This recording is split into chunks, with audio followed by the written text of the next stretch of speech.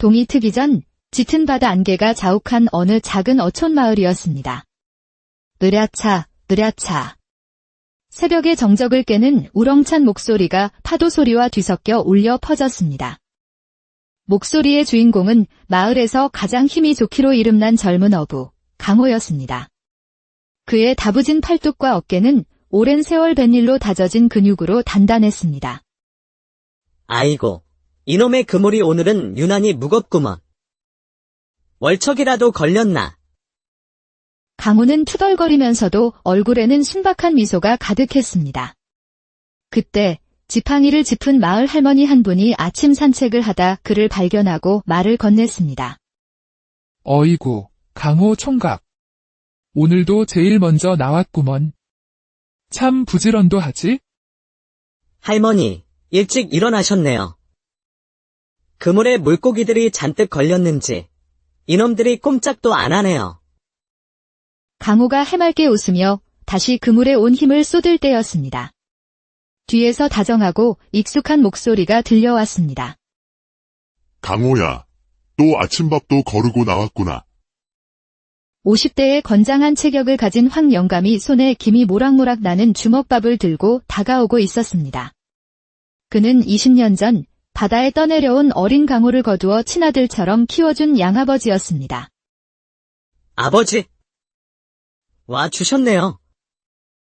쯧쯧, 우리 강호. 힘쓰기 전에 이것부터 먹어라. 밥심이 최고다. 해, 아버지가 최고예요. 고맙습니다. 강호가 주먹밥을 맛있게 먹고 다시 그물을 당기는 순간이었습니다. 어이차.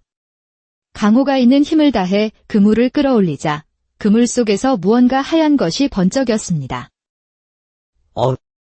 이게 뭐지? 물고기는 아닌 것 같은데. 자세히 보니 찢어진 분홍색 비단 치마 저고리를 입은 한 여인이 물고기들과 뒤엉켜 정신을 잃고 있었습니다. 아이고 맙소사. 사람이잖아, 사람. 강호가 허둥지둥 그물을 풀어 여인을 끄집어냈습니다. 황 영감은 그 여인을 보는 순간 눈빛이 순간 날카롭게 빛났다가 이내 평소의 온화한 모습으로 돌아왔습니다. 강호야, 이게 어찌 된 일이냐? 이러다 큰일 나겠다. 어서 집으로 데려가자. 네, 아버지. 강호는 망설임 없이 여인을 번쩍 들어 올려 자신의 작은 오두막집으로 향했습니다. 오두막에 도착한 강호는 낡았지만 깨끗한 이불을 깔고 여인을 눕혔습니다. 찢어진 옷을 서툴게나마 꿰매주고 따뜻한 물에 적신 수건으로 창백한 얼굴을 조심스럽게 닦아주었습니다. 가까이서 보니 여인의 얼굴은 달빛처럼 하얗고 고왔으며 옷감 또한 평범한 마을 처녀들이 입는 것과는 비교도 안 되게 고급스러웠습니다. 이 아가씨, 아무래도 보통 양반댁 규수 같지는 않은데. 아무튼 내가 잘 돌봐드려야지. 얼마나 시간이 흘렀을까 여인이 가늘게 신음하며 눈을 떴습니다. 그녀는 주변을 둘러보더니 경계심 가득한 눈빛으로 강호를 쏘아보았습니다. 여긴 어디냐? 넌 누구고? 저는 강호라고 합니다. 아가씨가 그물에 걸려 있길래 제가 구해드렸어요. 강호의 순박한 미소에 여인의 날카로운 눈빛이 잠시 흔들렸습니다. 내가 누구인지. 머리가. 여인이 머리를 감싸주며 고통스러워했습니다. 아무것도 기억나지 않는 듯 했습니다. 아이고, 머리가 아프세요. 너무 걱정 마세요. 저도 어릴 때 머리를 다쳐서 옛날 기억이 하나도 없어요. 그래도 이렇게 잘 살고 있잖아요. 괜찮아요. 여인은 자신을 걱정해주는 순수한 어부를 바라보며 조금씩 마음의 벽을 허물었습니다. 며칠이 지났습니다. 강호의 오두막에서는 구수한 생선 조림 냄새가 피어오르고 있었습니다. 아가씨, 이름이 없으면 부르기 힘드니 제가 이름을 지어드려도 될까요? 연꽃처럼 고우시니 연하라고 부르면 어떨까요? 연하. 좋은 이름이구나. 그럼 연하라고 불러다오.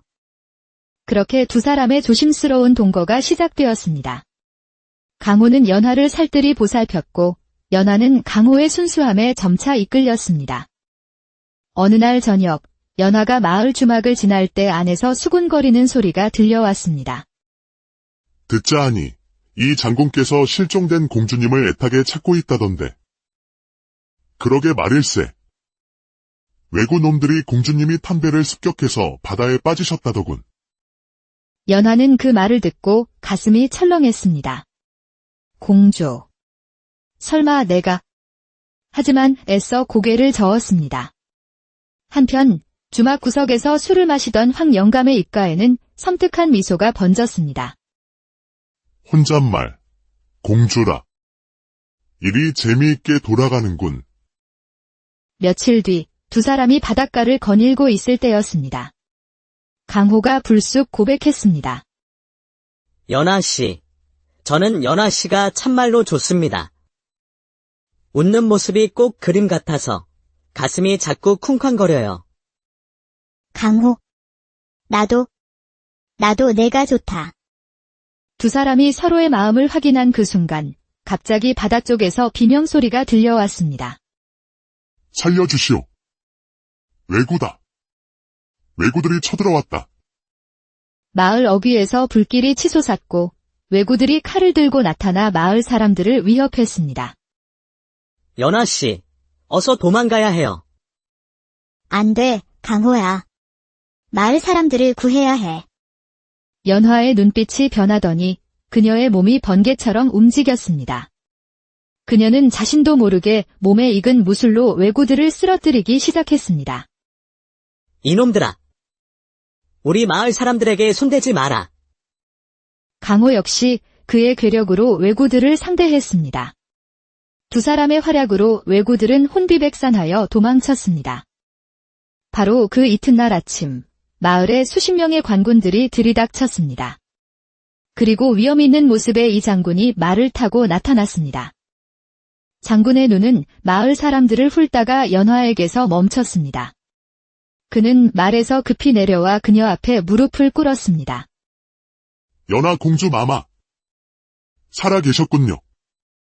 그 순간 연화의 머릿속으로 잃어버렸던 모든 기억이 폭포수처럼 흘러 들어왔습니다.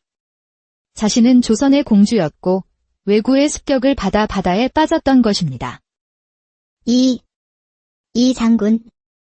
공주. 마마.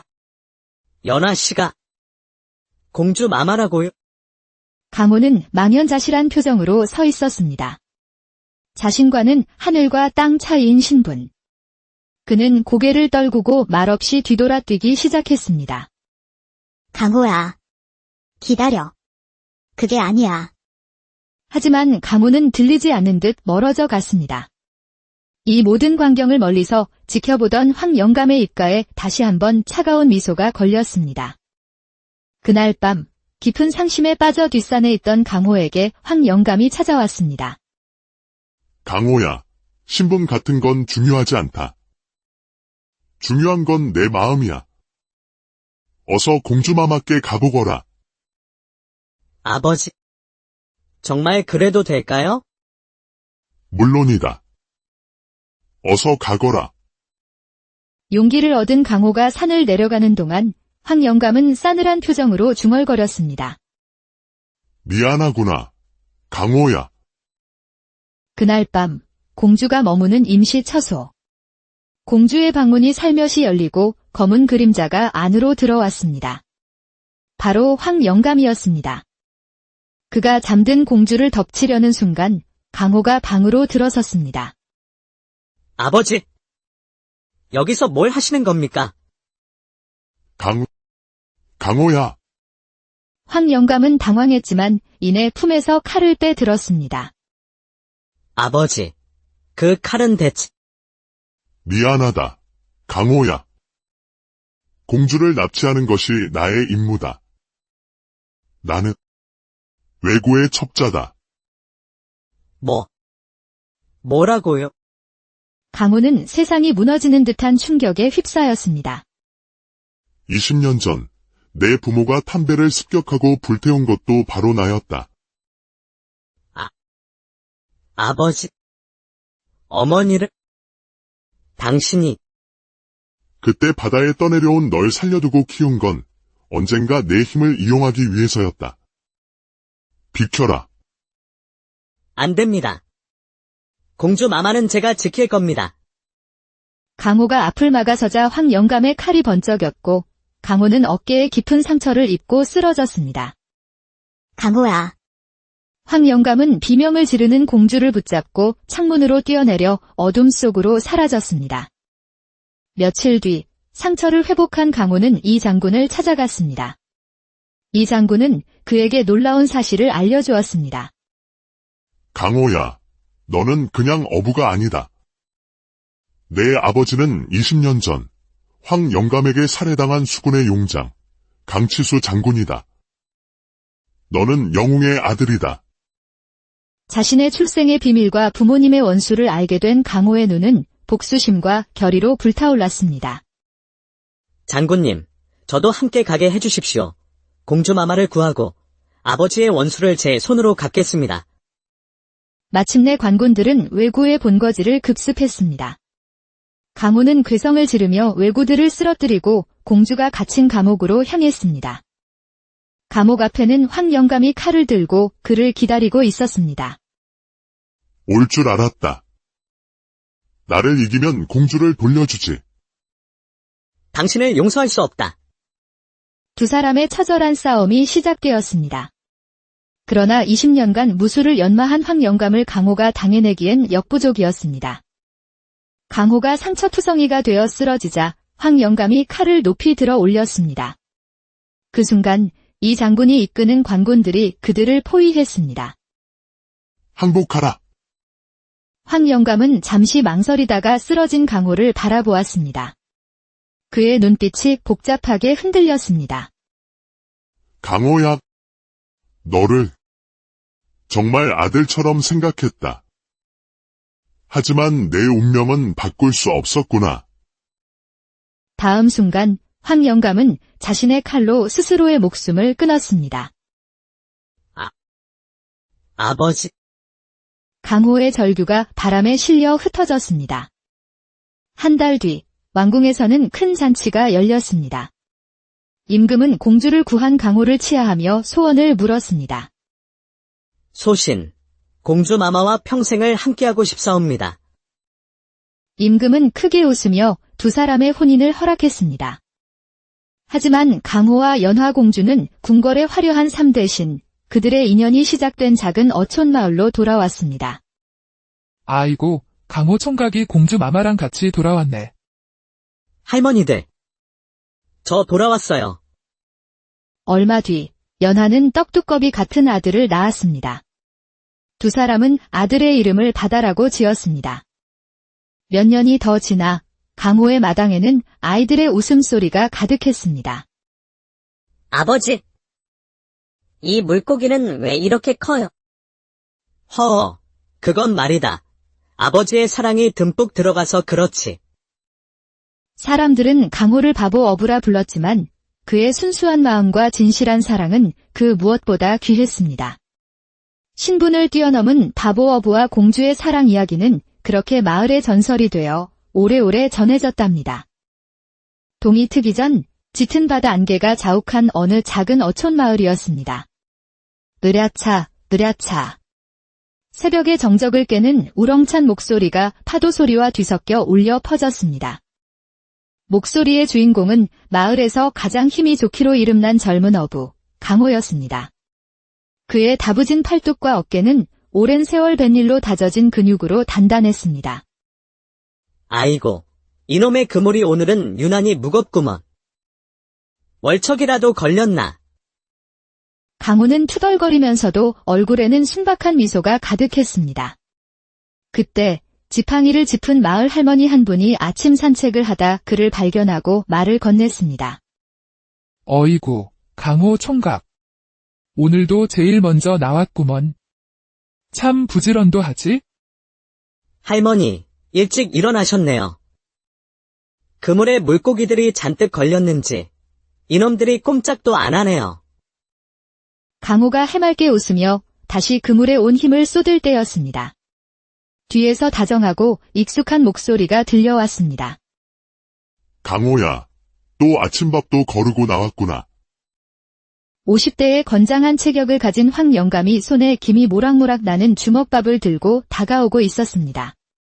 그는 20년 전 바다에 떠내려온 어린 강호를 거두어 친아들처럼 키워준 양아버지였습니다. 아버지! 와 주셨네요. 쯧쯧. 우리 강호. 힘쓰기 전에 이것부터 먹어라. 밥심이 최고다.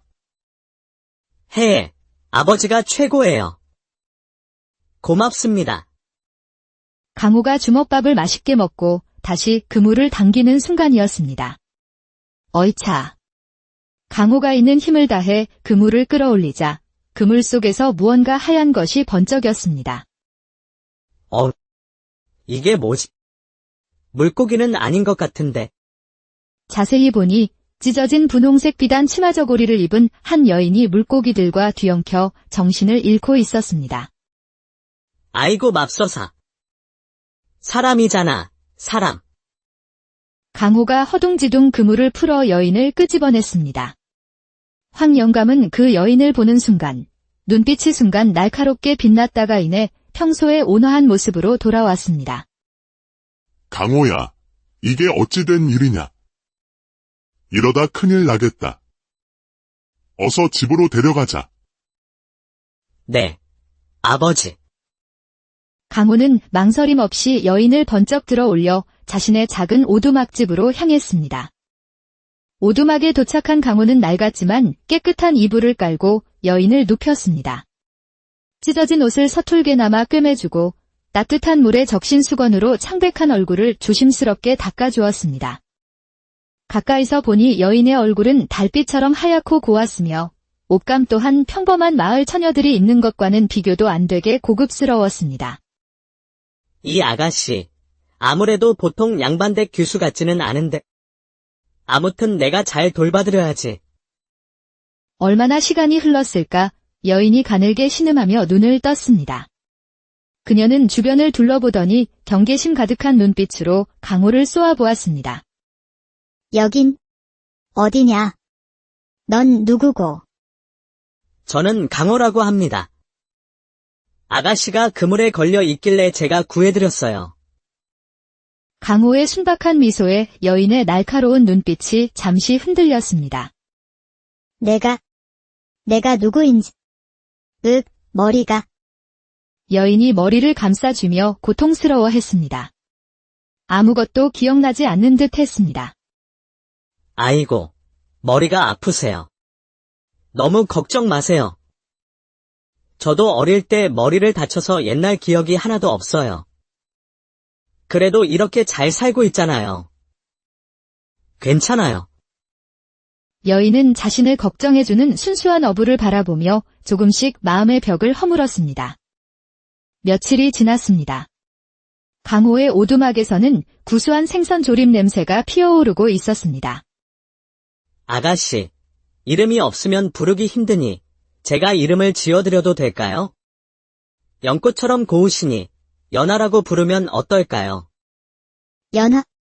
좋은 이름이구나. 그럼 연하라고 불러다오. 그렇게 두 사람의 조심스러운 동거가 시작되었습니다. 강호는 연하를 살뜰히 보살폈고 연하는 강호의 순수함에 점차 이끌렸습니다. 어느 날 저녁, 연하가 마을 주막을 지날 때 안에서 수군거리는 소리가 들려왔습니다. 듣자 하니 이 장군께서 실종된 공주님을 애타게 찾고 있다던데. 그러게 말일세. 외구 놈들이 공주님이 탄 배를 습격해서 바다에 빠지셨다더군. 연하는 그 말을 듣고 가슴이 철렁했습니다. 공주. 설마 내가. 하지만 애써 고개를 저었습니다. 한편 주막 구석에서 술을 마시던 황 영감의 입가에는 섬뜩한 미소가 번졌습니다. 혼잣말. 공주라. 일이 재미있게 돌아가는군. 며칠 뒤 두 사람이 바닷가를 거닐고 있을 때였습니다. 강호가 불쑥 고백했습니다. 연하씨, 저는 연하씨가 참말로 좋습니다. 웃는 모습이 꼭 그림 같아서 가슴이 자꾸 쿵쾅거려요. 강호. 나도 내가 좋다. 두 사람이 서로의 마음을 확인한 그 순간 갑자기 바다 쪽에서 비명소리가 들려왔습니다. 살려주시오. 왜구다. 왜구들이 쳐들어왔다. 마을 어귀에서 불길이 치솟았고 왜구들이 칼을 들고 나타나 마을 사람들을 위협했습니다. 연아 씨, 어서 도망가야 해요. 안 돼, 강호야. 마을 사람들을 구해야 해. 연화의 눈빛이 변하더니 그녀의 몸이 번개처럼 움직였습니다. 그녀는 자신도 모르게 몸에 익은 무술로 왜구들을 쓰러뜨리기 시작했습니다. 이놈들아. 우리 마을 사람들에게 손대지 마라. 강호 역시 그의 괴력으로 왜구들을 상대했습니다. 두 사람의 활약으로 왜구들은 혼비백산하여 도망쳤습니다. 바로 그 이튿날 아침, 마을에 수십 명의 관군들이 들이닥쳤습니다. 그리고 위험 있는 모습의 이 장군이 말을 타고 나타났습니다. 장군의 눈은 마을 사람들을 훑다가 연화에게서 멈췄습니다. 그는 말에서 급히 내려와 그녀 앞에 무릎을 꿇었습니다. 연하 공주 마마. 살아 계셨군요. 그 순간 연화의 머릿속으로 잃어버렸던 모든 기억이 폭포수처럼 흘러 들어왔습니다. 자신은 조선의 공주였고 왜구의 습격을 받아 바다에 빠졌던 것입니다. 이 장군. 공주. 마마. 연아 씨가 공주 마마라고요? 강호는 망연자실한 표정으로 서 있었습니다. 자신과는 하늘과 땅 차이인 신분. 그는 고개를 떨구고 말없이 뒤돌아 뛰기 시작했습니다. 강호야. 기다려. 그게 아니야. 하지만 강호는 들리지 않는 듯 멀어져 갔습니다. 이 모든 광경을 멀리서 지켜보던 황영감의 입가에 다시 한번 차가운 미소가 걸렸습니다. 그날 밤 깊은 상심에 빠져 뒷산에 있던 강호에게 황영감이 찾아왔습니다. 강호야, 신분 같은 건 중요하지 않다. 중요한 건 내 마음이야. 어서 공주마마께 가보거라.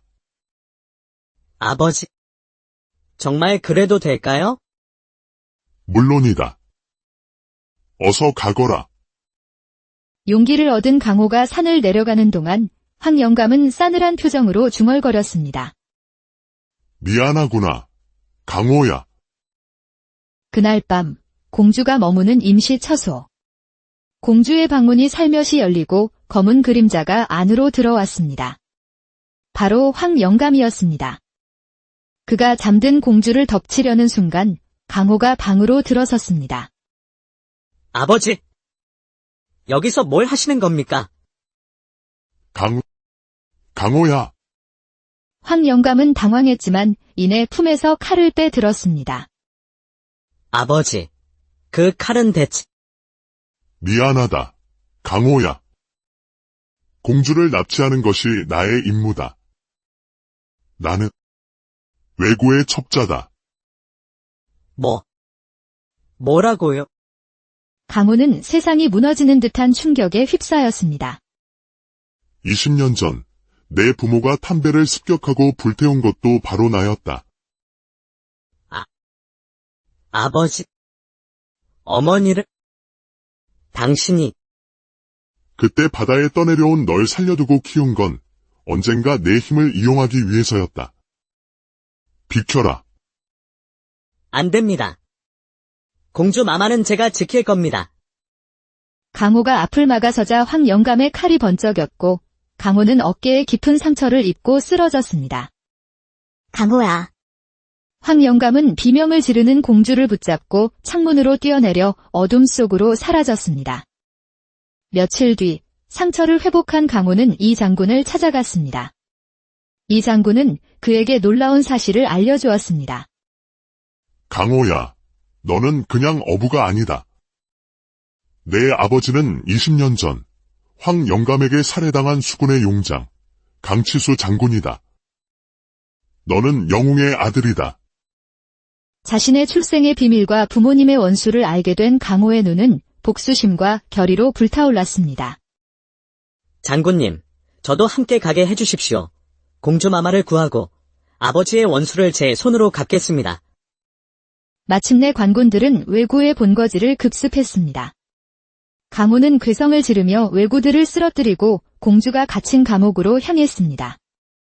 감옥 앞에는 황영감이 칼을 들고 그를 기다리고 있었습니다. 올 줄 알았다. 나를 이기면 공주를 돌려주지. 당신을 용서할 수 없다.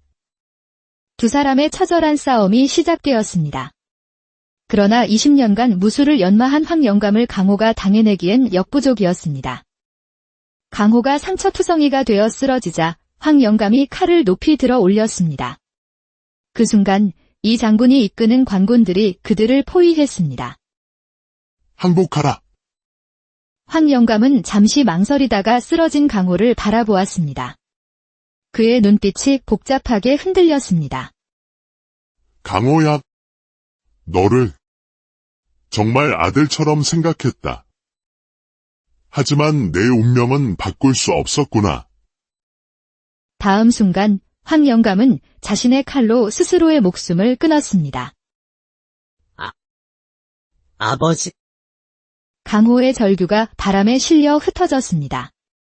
한 달 뒤 왕궁에서는 큰 잔치가 열렸습니다.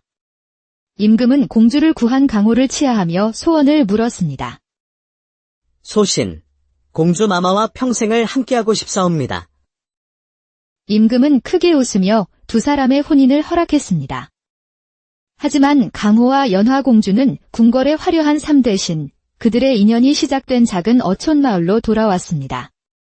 아이고, 강호 총각이 공주 마마랑 같이 돌아왔네. 할머니들, 저 돌아왔어요. 얼마 뒤 연하는 떡두꺼비 같은 아들을 낳았습니다.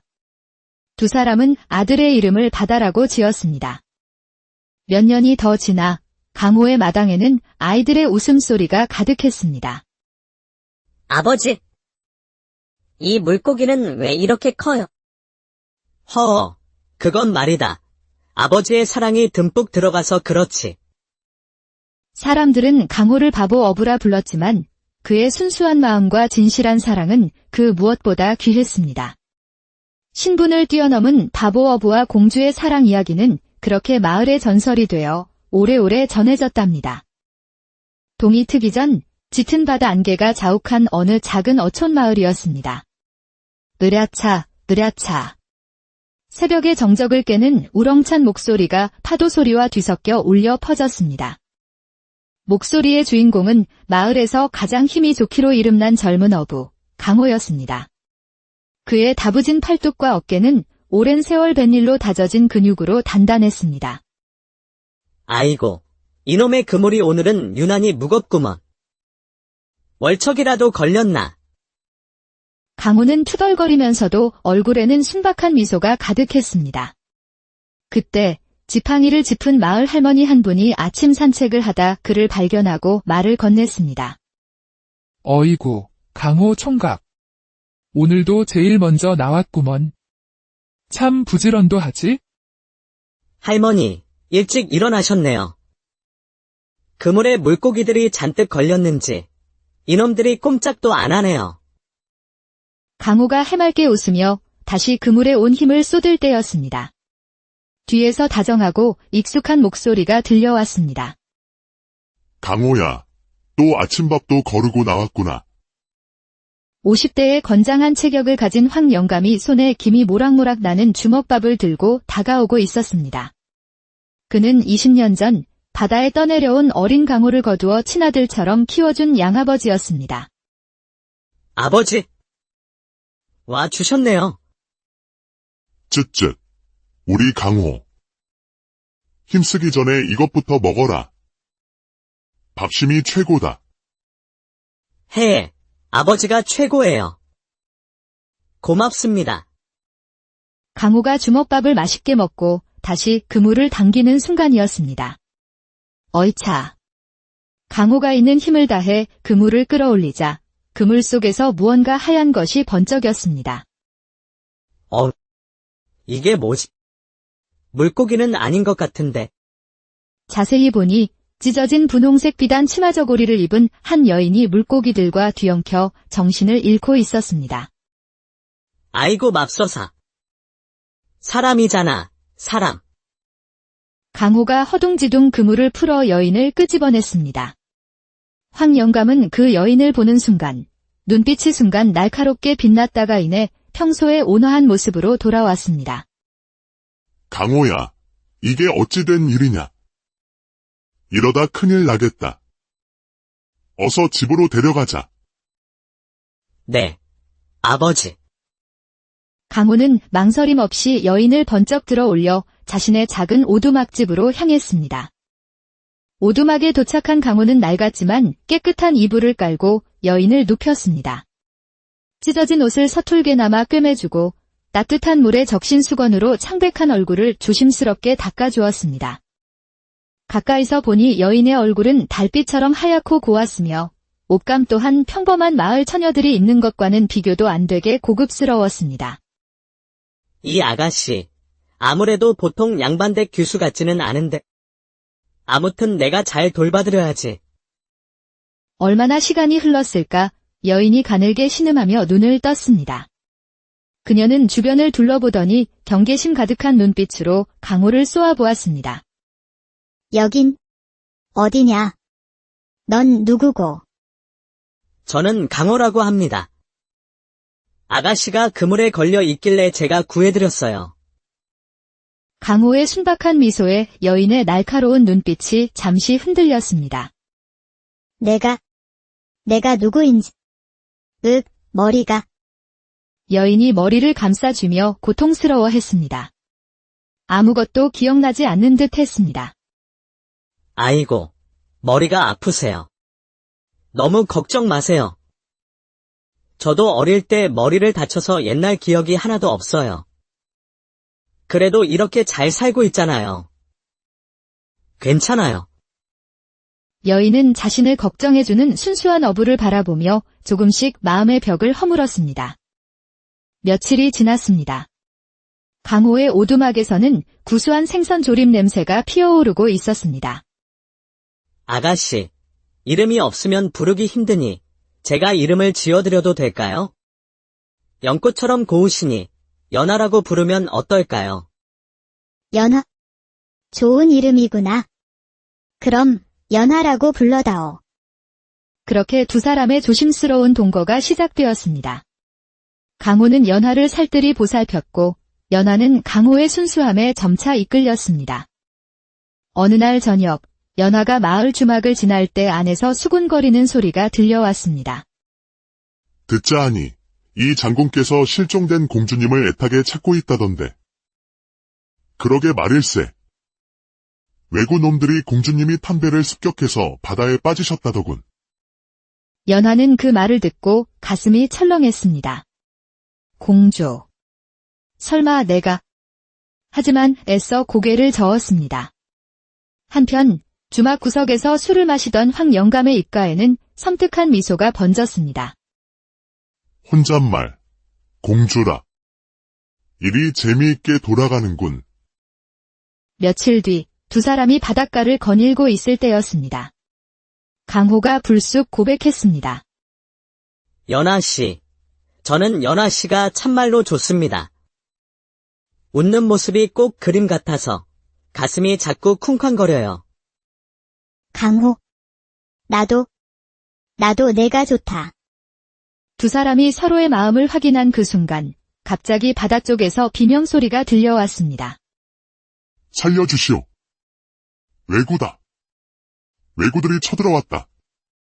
마을 어귀에서 불길이 치솟았고 왜구들이 칼을 들고 나타나 마을 사람들을 위협했습니다. 연하씨, 어서 도망가야 해요. 안 돼, 강호야. 마을 사람들을 구해야 해. 연화의 눈빛이 변하더니 그녀의 몸이 번개처럼 움직였습니다. 그녀는 자신도 모르게 몸에 익은 무술로 왜구들을 쓰러뜨리기 시작했습니다. 이놈들아. 우리 마을 사람들에게 손대지 마라. 강호 역시 그의 괴력으로 왜구들을 상대했습니다. 두 사람의 활약으로 왜구들은 혼비백산하여 도망쳤습니다. 바로 그 이튿날 아침, 마을에 수십 명의 관군들이 들이닥쳤습니다. 그리고 위험 있는 모습의 이 장군이 말을 타고 나타났습니다. 장군의 눈은 마을 사람들을 훑다가 연화에게서 멈췄습니다. 그는 말에서 급히 내려와 그녀 앞에 무릎을 꿇었습니다. 연하 공주 마마. 살아계셨군요. 그 순간 연화의 머릿속으로 잃어버렸던 모든 기억이 폭포수처럼 흘러 들어왔습니다. 자신은 조선의 공주였고 왜구의 습격을 받아 바다에 빠졌던 것입니다. 이 장군, 공주. 마마. 연하 씨가 공주 마마라고요? 강호는 망연자실한 표정으로 서 있었습니다. 자신과는 하늘과 땅 차이인 신분. 그는 고개를 떨구고 말없이 뒤돌아 뛰기 시작했습니다. 강호야. 기다려. 그게 아니야. 하지만 강호는 들리지 않는 듯 멀어져 갔습니다. 이 모든 광경을 멀리서 지켜보던 황영감의 입가에 다시 한번 차가운 미소가 걸렸습니다. 그날 밤 깊은 상심에 빠져 뒷산에 있던 강호에게 황영감이 찾아왔습니다. 강호야, 신분 같은 건 중요하지 않다. 중요한 건 내 마음이야. 어서 공주마마께 가보거라. 아버지. 정말 그래도 될까요? 물론이다. 어서 가거라. 용기를 얻은 강호가 산을 내려가는 동안 황영감은 싸늘한 표정으로 중얼거렸습니다. 미안하구나. 강호야. 그날 밤 공주가 머무는 임시 처소. 공주의 방문이 살며시 열리고 검은 그림자가 안으로 들어왔습니다. 바로 황영감이었습니다. 그가 잠든 공주를 덮치려는 순간 강호가 방으로 들어섰습니다. 아버지. 여기서 뭘 하시는 겁니까? 강호야. 황영감은 당황했지만 이내 품에서 칼을 빼들었습니다. 아버지. 그 칼은 대체... 미안하다. 강호야. 공주를 납치하는 것이 나의 임무다. 나는 왜구의 첩자다. 뭐라고요? 강호는 세상이 무너지는 듯한 충격에 휩싸였습니다. 20년 전, 내 부모가 탐배를 습격하고 불태운 것도 바로 나였다. 아버지. 어머니를... 당신이... 그때 바다에 떠내려온 널 살려두고 키운 건 언젠가 내 힘을 이용하기 위해서였다. 비켜라. 안 됩니다. 공주 마마는 제가 지킬 겁니다. 강호가 앞을 막아서자 황영감의 칼이 번쩍였고 강호는 어깨에 깊은 상처를 입고 쓰러졌습니다. 강호야. 황영감은 비명을 지르는 공주를 붙잡고 창문으로 뛰어내려 어둠 속으로 사라졌습니다. 며칠 뒤 상처를 회복한 강호는 이 장군을 찾아갔습니다. 이 장군은 그에게 놀라운 사실을 알려주었습니다. 강호야, 너는 그냥 어부가 아니다. 내 아버지는 20년 전 황영감에게 살해당한 수군의 용장, 강치수 장군이다. 너는 영웅의 아들이다. 자신의 출생의 비밀과 부모님의 원수를 알게 된 강호의 눈은 복수심과 결의로 불타올랐습니다. 장군님, 저도 함께 가게 해주십시오. 공주 마마를 구하고 아버지의 원수를 제 손으로 갚겠습니다. 마침내 관군들은 왜구의 본거지를 급습했습니다. 강호는 괴성을 지르며 왜구들을 쓰러뜨리고 공주가 갇힌 감옥으로 향했습니다.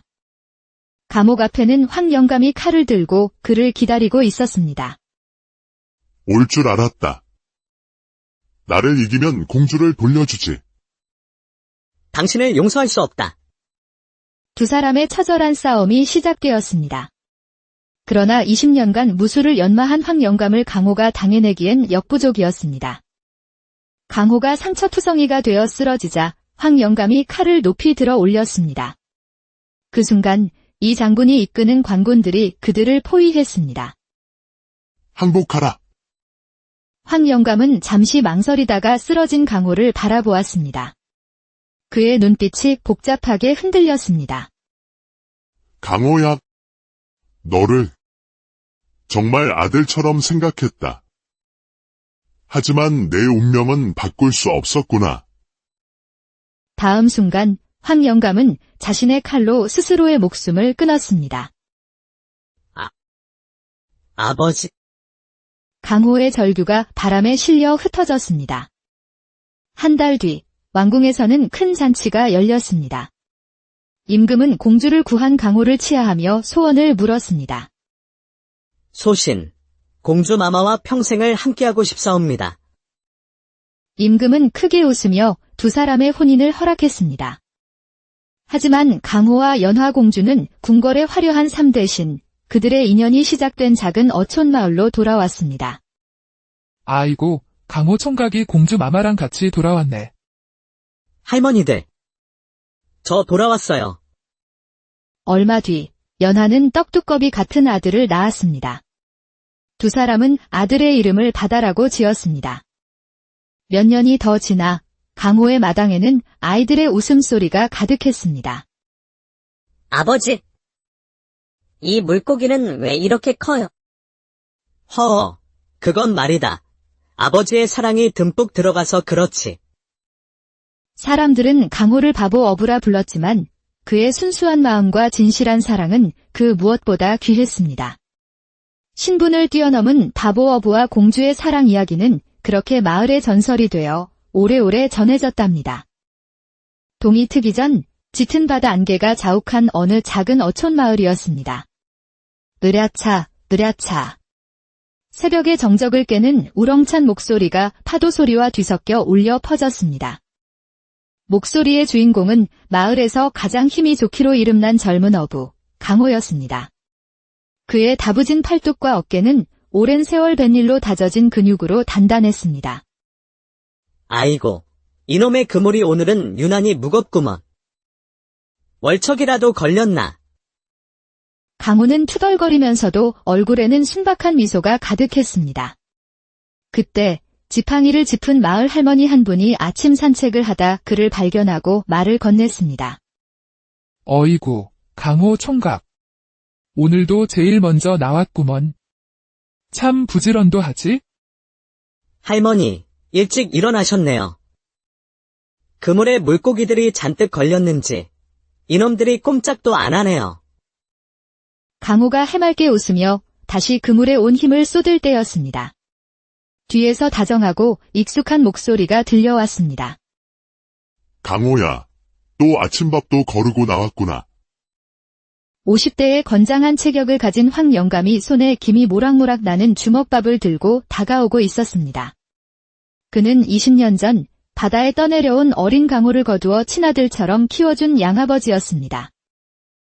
아버지! 와 주셨네요. 쯧쯧, 우리 강호. 힘쓰기 전에 이것부터 먹어라. 밥심이 최고다. 해, 아버지가 최고예요. 고맙습니다. 강호가 주먹밥을 맛있게 먹고 다시 그물을 당기는 순간이었습니다. 어이차. 강호가 있는 힘을 다해 그물을 끌어올리자 그물 속에서 무언가 하얀 것이 번쩍였습니다. 이게 뭐지? 물고기는 아닌 것 같은데. 자세히 보니 찢어진 분홍색 비단 치마 저고리를 입은 한 여인이 물고기들과 뒤엉켜 정신을 잃고 있었습니다. 아이고 맙소사. 사람이잖아, 사람. 강호가 허둥지둥 그물을 풀어 여인을 끄집어냈습니다. 황 영감은 그 여인을 보는 순간 눈빛이 순간 날카롭게 빛났다가 이내 평소의 온화한 모습으로 돌아왔습니다. 강호야, 이게 어찌 된 일이냐? 이러다 큰일 나겠다. 어서 집으로 데려가자. 네, 아버지. 강호는 망설임 없이 여인을 번쩍 들어 올려 자신의 작은 오두막집으로 향했습니다. 오두막에 도착한 강호는 낡았지만 깨끗한 이불을 깔고 여인을 눕혔습니다. 찢어진 옷을 서툴게나마 꿰매주고 따뜻한 물에 적신 수건으로 창백한 얼굴을 조심스럽게 닦아주었습니다. 가까이서 보니 여인의 얼굴은 달빛처럼 하얗고 고왔으며 옷감 또한 평범한 마을 처녀들이 입는 것과는 비교도 안 되게 고급스러웠습니다. 이 아가씨, 아무래도 보통 양반댁 규수 같지는 않은데. 아무튼 내가 잘 돌봐드려야지. 얼마나 시간이 흘렀을까 여인이 가늘게 신음하며 눈을 떴습니다. 그녀는 주변을 둘러보더니 경계심 가득한 눈빛으로 강호를 쏘아보았습니다. 여긴 어디냐? 넌 누구고? 저는 강호라고 합니다. 아가씨가 그물에 걸려 있길래 제가 구해드렸어요. 강호의 순박한 미소에 여인의 날카로운 눈빛이 잠시 흔들렸습니다. 내가 누구인지. 머리가. 여인이 머리를 감싸주며 고통스러워했습니다. 아무것도 기억나지 않는 듯 했습니다. 아이고, 머리가 아프세요. 너무 걱정 마세요. 저도 어릴 때 머리를 다쳐서 옛날 기억이 하나도 없어요. 그래도 이렇게 잘 살고 있잖아요. 괜찮아요. 여인은 자신을 걱정해주는 순수한 어부를 바라보며 조금씩 마음의 벽을 허물었습니다. 며칠이 지났습니다. 강호의 오두막에서는 구수한 생선 조림 냄새가 피어오르고 있었습니다. 아가씨, 이름이 없으면 부르기 힘드니 제가 이름을 지어드려도 될까요? 연꽃처럼 고우시니 연하라고 부르면 어떨까요? 연하. 좋은 이름이구나. 그럼 연하라고 불러다오. 그렇게 두 사람의 조심스러운 동거가 시작되었습니다. 강호는 연하를 살뜰히 보살폈고 연하는 강호의 순수함에 점차 이끌렸습니다. 어느 날 저녁, 연하가 마을 주막을 지날 때 안에서 수군거리는 소리가 들려왔습니다. 듣자 하니 이 장군께서 실종된 공주님을 애타게 찾고 있다던데. 그러게 말일세. 외구 놈들이 공주님이 탄 배를 습격해서 바다에 빠지셨다더군. 연하는 그 말을 듣고 가슴이 철렁했습니다. 공주. 설마 내가. 하지만 애써 고개를 저었습니다. 한편 주막 구석에서 술을 마시던 황 영감의 입가에는 섬뜩한 미소가 번졌습니다. 혼잣말. 공주라. 일이 재미있게 돌아가는군. 며칠 뒤 두 사람이 바닷가를 거닐고 있을 때였습니다. 강호가 불쑥 고백했습니다. 연하씨, 저는 연하씨가 참말로 좋습니다. 웃는 모습이 꼭 그림 같아서 가슴이 자꾸 쿵쾅거려요. 강호. 나도 내가 좋다. 두 사람이 서로의 마음을 확인한 그 순간 갑자기 바다 쪽에서 비명소리가 들려왔습니다. 살려주시오. 외구다. 외구들이 쳐들어왔다. 마을 어귀에서 불길이 치솟았고 왜구들이 칼을 들고 나타나 마을 사람들을 위협했습니다.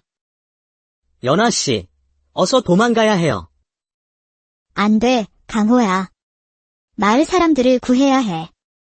연화의 눈빛이 변하더니 그녀의 몸이 번개처럼 움직였습니다. 그녀는 자신도 모르게 몸에 익은 무술로 왜구들을 쓰러뜨리기 시작했습니다. 이놈들아. 우리 마을 사람들에게 손대지 마라. 강호 역시 그의 괴력으로 왜구들을 상대했습니다.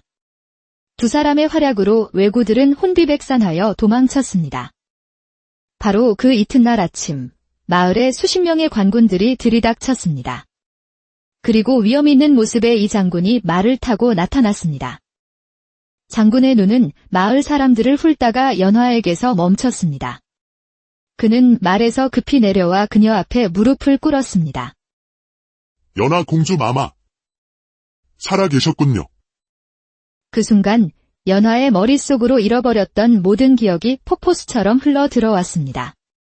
자신은 조선의 공주였고 왜구의 습격을 받아 바다에 빠졌던 것입니다. 이 장군. 공주. 마마. 연하씨가. 공주 마마라고요? 강호는 망연자실한 표정으로 서 있었습니다. 자신과는 하늘과 땅 차이인 신분. 그는 고개를 떨구고 말없이 뒤돌아 뛰기 시작했습니다. 강호야. 기다려. 그게 아니야. 하지만 강호는 들리지 않는 듯 멀어져 갔습니다. 이 모든 광경을 멀리서 지켜보던 황 영감의 입가에 다시 한번 차가운 미소가 걸렸습니다. 그날 밤 깊은 상심에 빠져 뒷산에 있던 강호에게 황 영감이 찾아왔습니다. 강호야, 신분 같은 건 중요하지 않다.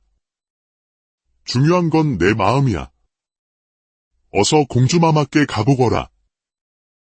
아버지. 정말 그래도 될까요? 물론이다.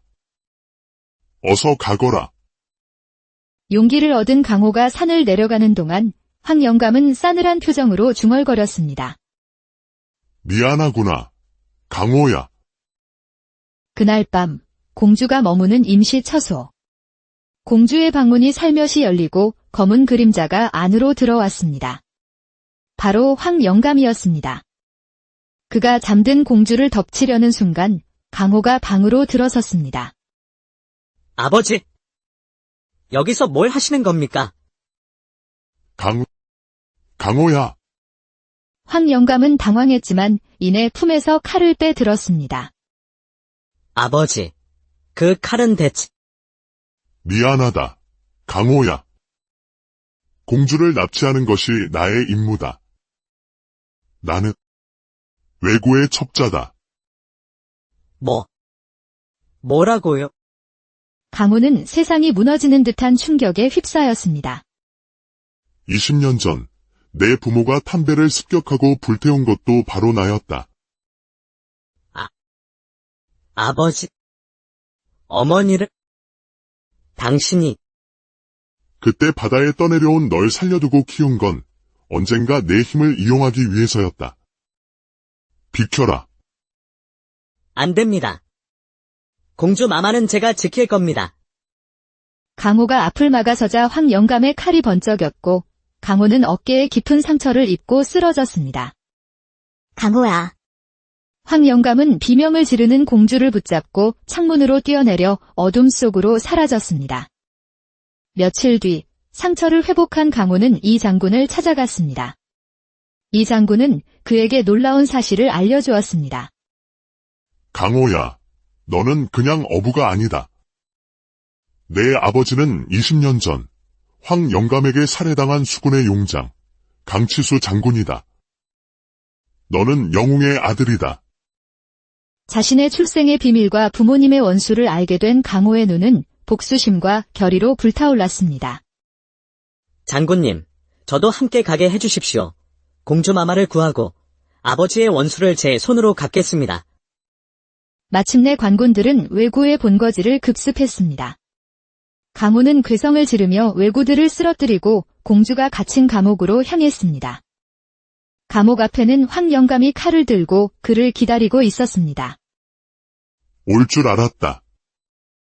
나를 이기면 공주를 돌려주지. 당신을 용서할 수 없다. 두 사람의 처절한 싸움이 시작되었습니다. 그러나 20년간 무수를 연마한 황 영감을 강호가 당해내기엔 역부족이었습니다.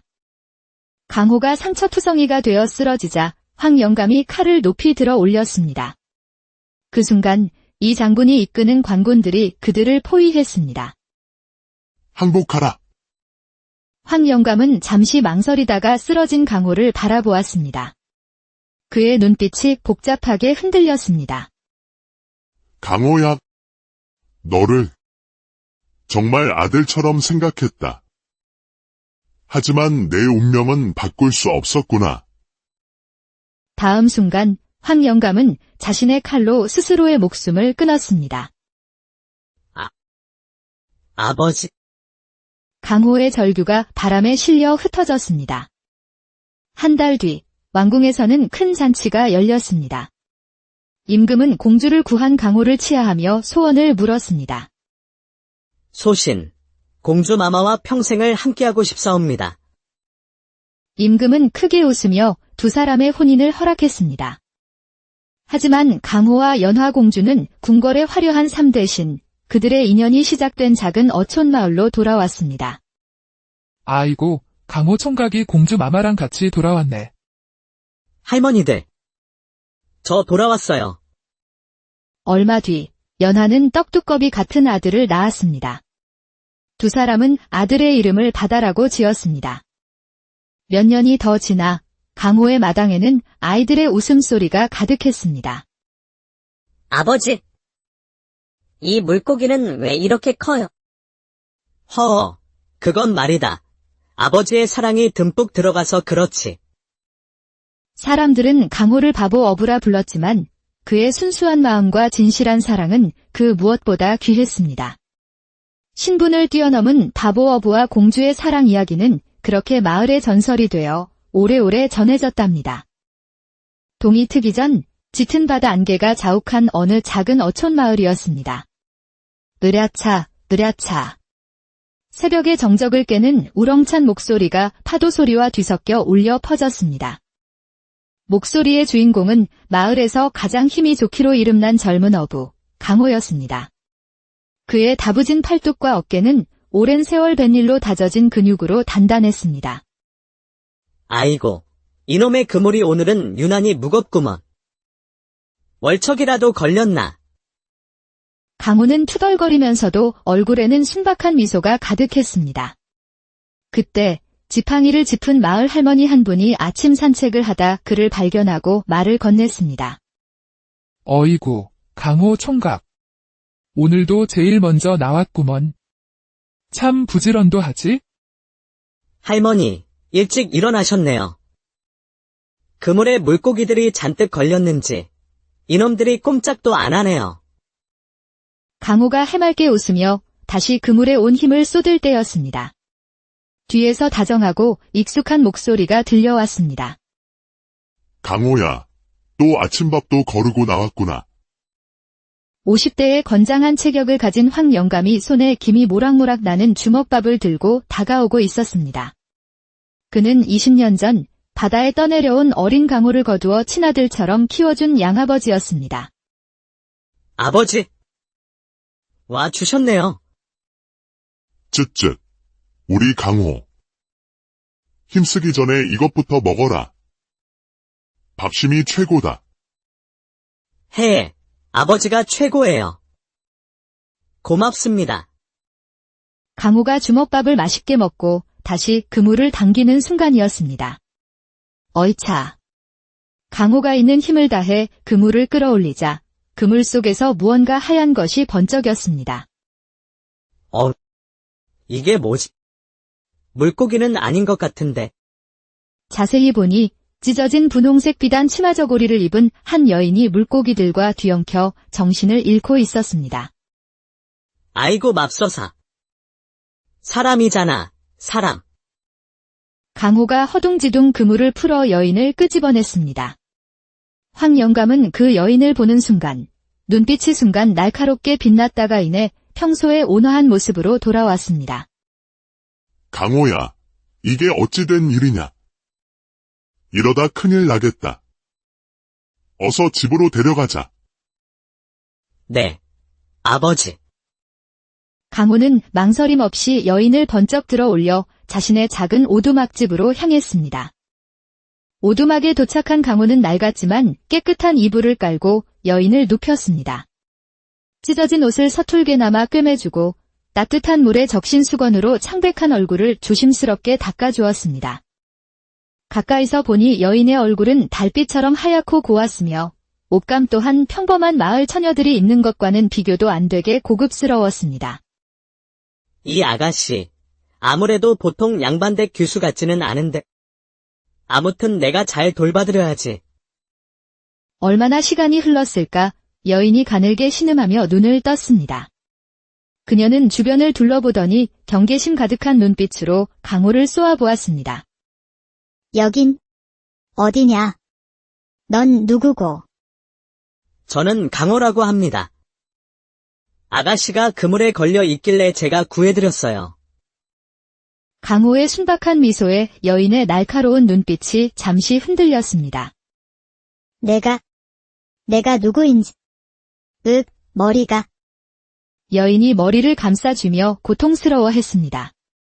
아무것도 기억나지 않는 듯 했습니다. 아이고, 머리가 아프세요. 너무 걱정 마세요. 저도 어릴 때 머리를 다쳐서 옛날 기억이 하나도 없어요. 그래도 이렇게 잘 살고 있잖아요. 괜찮아요. 여인은